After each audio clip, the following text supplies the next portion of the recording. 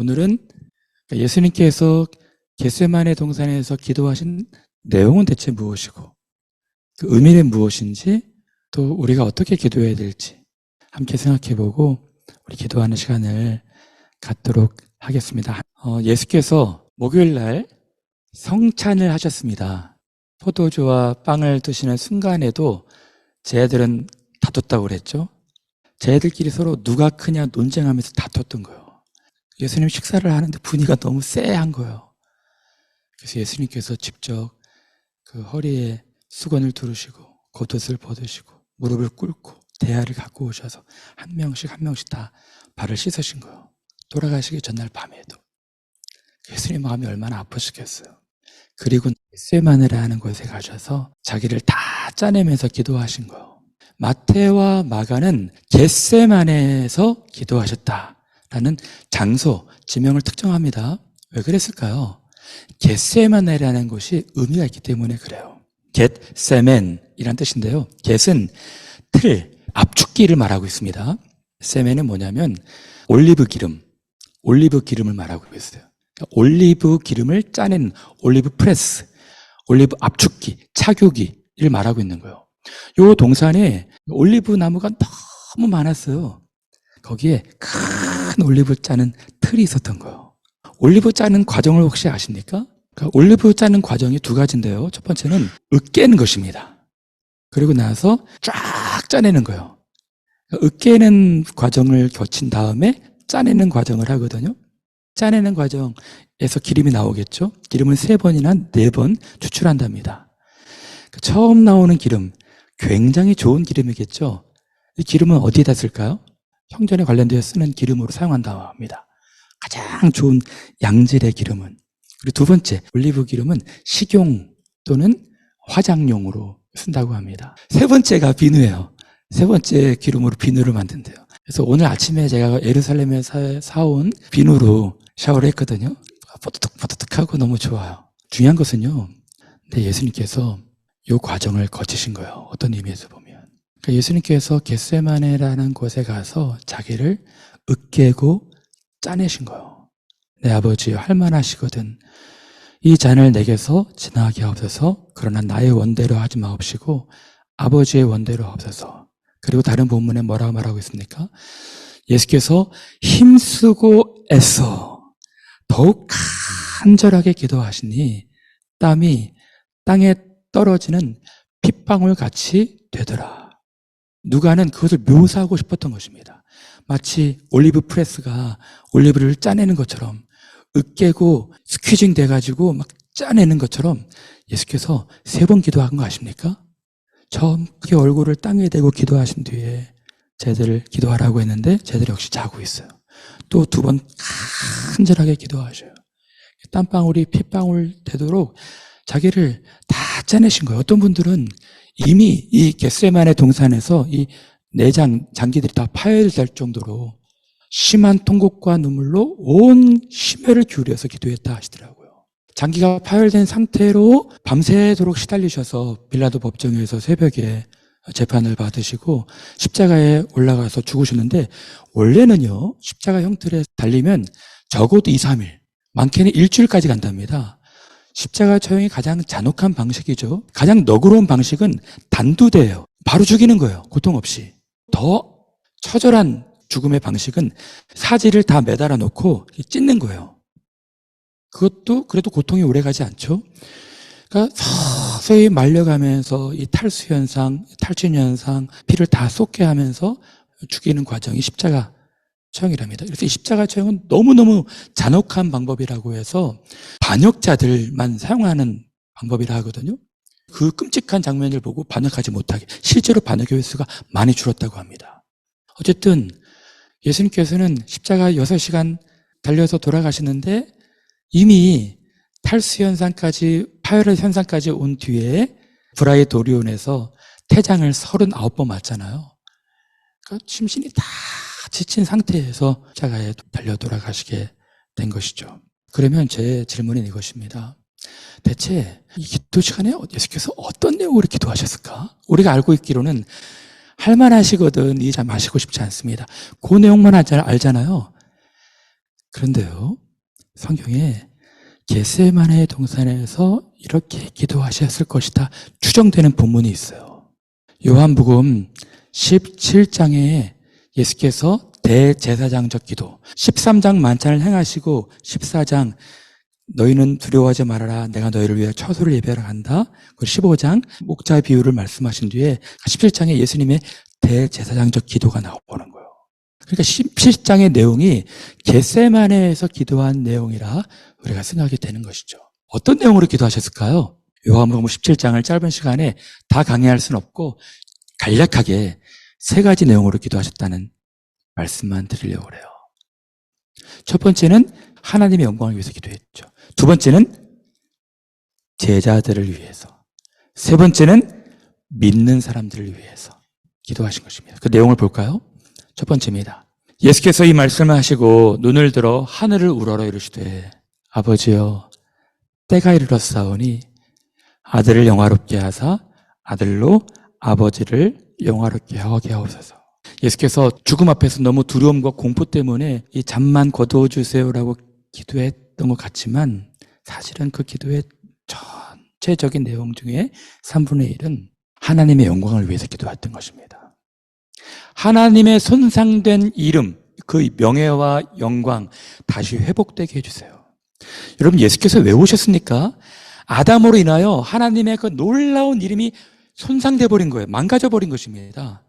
예수께서 오신 이유 딱 한 가지를 들자면 아버지 이름을 높이기 위해서, 궁극적으로는 우리의 구원을 위해서 오신 것이겠지만 우리의 구원도 우리의 영광도 아버지께서 영광을 얻으셔야지 가능한 것이거든요. 그래서 아들을 다시 죽음에 내버려 두지 마시고 다시 죽음에서 일으키셔서 부활시키셔서 하나님이 하나님이심을, 하나님의 이름이 손상된 영광이 다시 회복되게 되기를 바랍니다. 이것이 유일한 기도였어요. 그리고 우리들에게 기도 가르쳐 주시죠. 너희는 이렇게 기도하라. 하늘에 계신 우리 아버지여 이름이 거룩히 여김을 받으시오며. 예수님의 유일한 목적은 하나님의 손상된 영광이 회복되는 것이었어요. 오늘로 말하면 교회의 영광이 지금 손상되어 있죠. 하나님도 교회인들 때문에 지금 많은 사람들이 비웃고 있죠. 예수님은 너무 안타까운 거예요. 다시 아버지의 이름의 명예가 회복되게 해달라는 것이 예수님의 유일한 관심입니다. 그럼 우리들은 어떻게 기도해야 될까요? 우리들의 기도 제목도 마찬가지일 거예요. 주변 친구들, 학교 동료들, 또 직장인 동료들 다 예수님 알지 못하고 하나님 알지 못하고 하나님 없는 것이 교양처럼 살아가는 이 시대, 아버지의 이름이 다시 회복되게 되기를 바랍니다. 이것이 우리들의 목적이 아닐까요? 웨스트민스터 서기의 문답에 인간의 제일 되는 목적이 무엇입니까? 살아가는 제일 되는 목적이 무엇입니까? 하나님 아버지를 영화롭게 하는 거예요. 이것이 우리의 삶의 목적인 것입니다. 예수님의 삶의 목적이 무엇입니까? 아버지께서 내게 하라고 주신 일을 내가 이루어, 삶의 동기, 목적이 분명히 있었다는 거예요. 예수님께서는 하나님께서 내게 하라고 하신 일, 이것이 삶의 동력, 동기가 됐다는 것입니다. 그것이 무엇입니까? 아버지의 이름을 다시 영화롭게 하는 거예요. 세계 열방에 지금은 하나님의 이름이 개그의 소재로 전락돼 버렸잖아요. 비웃음의 대상으로 전락돼 버렸는데 예수님은 그게 너무 마음이 아팠던 거예요. 하나님의 이름이 영화롭게 해주십시오. 주께서 저를 죽음으로 내버려 두지 마시고 다시 무덤에서 일으키셔서 저를 영화롭게 하사 궁극적으로는 하나님의 영광을 받아주십시오. 이것이었습니다. 여러분, 예수님께서는 겟세마네 동산에서 하나님 아버지의 영광 회복을 위해서 기도하고 계셨던 거예요. 두 번째, 어떤 기도를 드리셨을까요? 그 말도 안 듣고 이해력도 더디고 충성스럽지 못한 그 제자들, 누가 크냐 계속 논쟁하고 싸우는 제자들을 위해서 기도한 것입니다. 예수님 마음이 너무 아팠어요. 마치 자녀를 두고 가는 엄마처럼 아직도 이해력이 더딘, 계속 서로 싸우는, 하나가 되지 못하는 제자들을 두고 가는 예수님 마음이 너무 아프셨던 것입니다. 그래서 기도의 대부분은, 겟세마네 기도의 저는 50% 이상은 제자들을 위해서 기도했다고 봐요.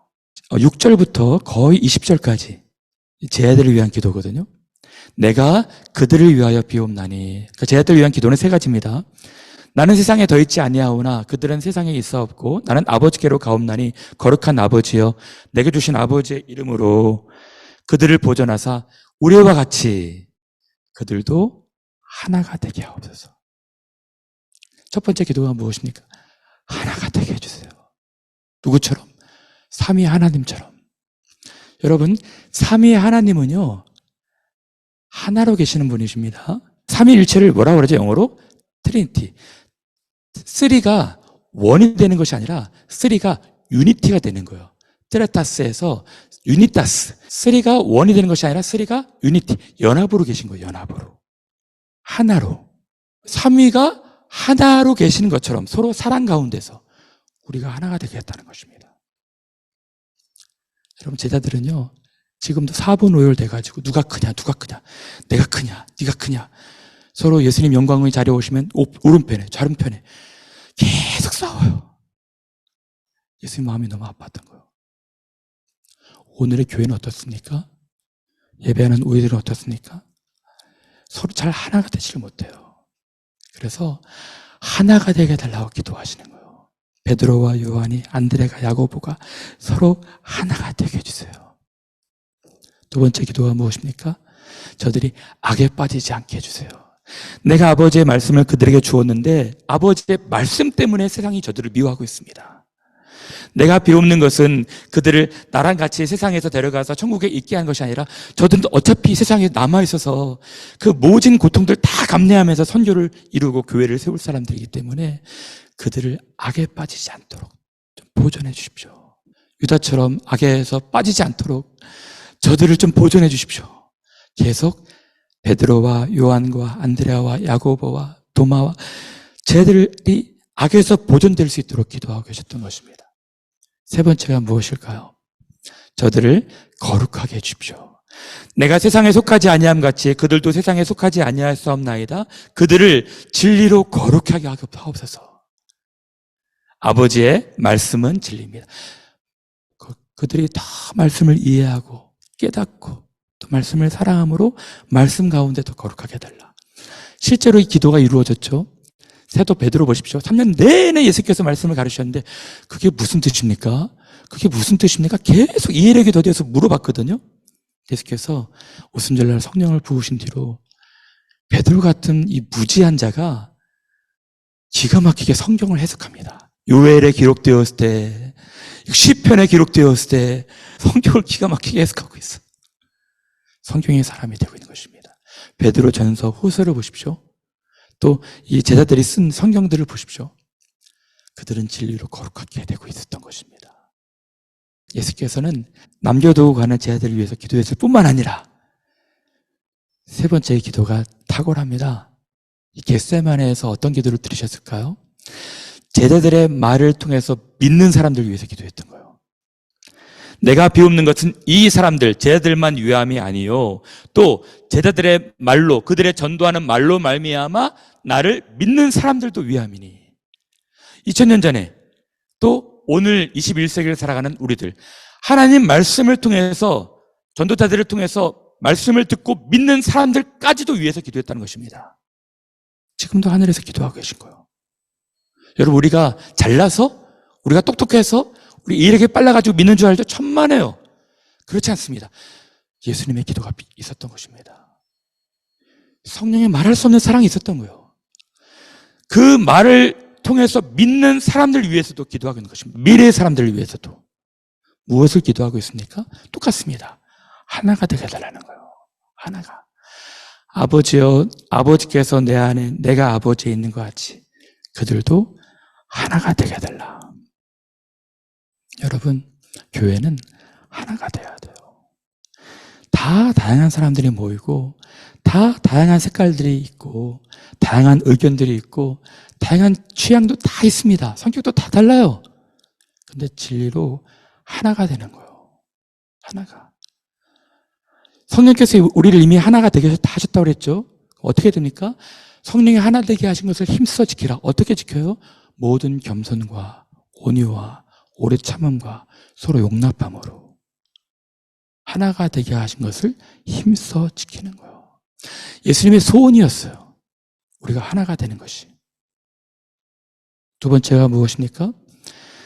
예수께서 이렇게 기도하고 있는 거예요. 아버지여, 내게 주신 자도 나 있는 곳에 나와 함께 있어. 아버지께서 창세전부터 나를 사랑하심으로 내게 주신 나의 영광을 그들로 보게 하시기를 원하옵나이다. 무슨 뜻일까요? 예수님은 이제 하나님의 영광으로 들어가요. 근데 저들도, 제자들도, 그들을 통해서 믿는 사람들도 이 아름다운 영광을 좀 보게 해 주십시오. 탁월한 영광의 아름다움, 저들 좀 보게 해 주십시오. 기도하고 있는 것입니다. 여러분, 지금은 우리가 나그네 된 인생을 살아가지만 나그네의 종착점에서 우리는 영광으로 들어가게 될 거예요.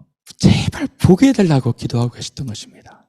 세 번째, 마지막으로 내가 아버지의 이름을 그들에게 알게 하였고 또 알게 하리니 이는 나를 사랑하신 사랑이 그들 안에 있고 나도 그들 안에 있게 하려 함이니이다. 예수님이 여러분들을 얼마나 사랑하는지 알게 해달라는 거예요. 하나님이 예수님을 사랑하신 그 사랑이, 또 예수님이 우리를 사랑하신 그 사랑이 얼마나 큰지 알게 해달라는 것입니다. 지금도 우리는 놀라운 사랑 가운데 보호되고 있는 거예요. 우리 잘 몰라요. 잘 모릅니다. 알게 해달라는 거예요. 우리를 얼마나 위해서 지금 기도하고 계신지, 얼마나 사랑하시는지 알게 해달라는 것입니다. 예수께서 요한복음 17장에 본문을 통해서 예수님께서 겟세마네에서 이런 기도를 들으셨겠구나 라는 것을 우리가 살펴볼 수가 있었던 것이죠. 그리고 이 기도 마치신 뒤에 이제 죽음으로 예수께서 가셨던 것입니다. 예수님처럼 우리도 그 삶의 동기가, 목적이 있었으면 좋겠어요. 우리의 삶의 목적은 우리를 사랑하사 모든 것을 주신 아버지를 영화롭게 하는 것입니다. 그것이 우리의 살아가는 목적이에요. 그리고 예수께서 쟤들, 믿는 사람들을 위해서 기도했던 것처럼 우리가 하나가 돼야 됩니다. 하나가 돼야 돼요. 여러분, 교회 안에서 목회자와 교인들과 교인들 다투는 것처럼 마음 아픈 게 없어요. 예수님 보시기에 서로 내려놓고 서로 이해하려고 하고 서로 존중하고 하나가 되게 되는 것, 그리고 말씀 가운데 더 거룩해지는 것, 또 우리가 하나님의 영광이 들어갈 때까지 악에서 보존되는 것, 하나님이 도우실 것입니다. 주께서 함께 하실 거예요. 오늘 이 아침에 예수님의 사랑을 더 풍성히 깨닫고 간절하게 우리를 짜내면서 예수님께서 이렇게 기도하셨겠구나, 정말 땀방울이 피방울 되도록 이겨가면서 뭉개지면서 기도하셨겠구나. 근데 제 애들한테 뭐라 말씀 안 하시거든요. 물론 깨어있어라 말하지만 제 애들이 슬픔으로 인하여 잠든 것을 아시고 라는 구절이 있어요. 제 애들도 너무 슬퍼서 좀 자고 있는 거예요. 이해하십니다. 그러나 깨워서 기도하라. 왜? 기도가 없으면 다 넘어가시기 때문에. 여러분, 오늘 이 아침에 간절하게 기도하시고 우리 예수님 사랑하시는 그런 아침이 되시기를 바랍니다.